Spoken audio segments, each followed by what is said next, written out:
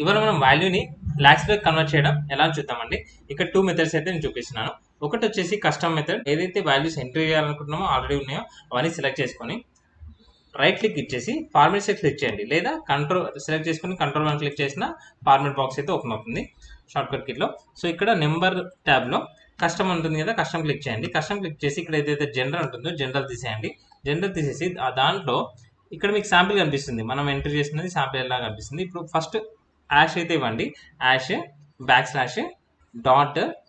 /.00 ఒక కామా ఇవ్వండి. ఓకేనా. ఇక్కడ చూడండి మనకి పైన శాంపిల్ వచ్చేసి 19.33 lakhs చేంజ్ అయింది. ఓకేనా.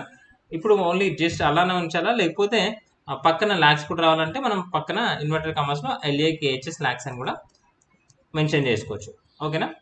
మెన్షన్ చేసుకొని ఇన్వర్టర్ కామర్స్లో మెన్షన్ చేసుకుని ఇన్వర్టర్ కామర్స్లో వచ్చేసి ఓకే క్లిక్ చేస్తే అవన్నీ కూడా లాక్స్లో కన్వర్ట్ అయిపోతాయి. మనం ఒకవేళ ఇంకా ఏదైనా ఎంట్రీ చేసినా కానీ ఇలా మనకి 34.40 lakhsలో ఇలా కన్వర్ట్ అయిపోతుంది. ఇంకొక మెథడ్ వచ్చేసి మనం 1 lakhతో డివైడ్ చేయడం. 1 lakh ఏదైనా సెల్లో వేయండి, అది కాపీ చేయండి. 1 lakhని కాపీ చేయండి.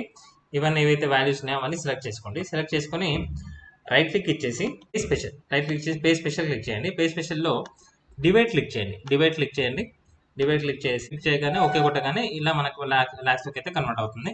సో మనము హోమ్లోకి వెళ్ళి ఆ డిజిట్స్ అయితే తగ్గించుకోవచ్చు ఇలా. ఓకేనా.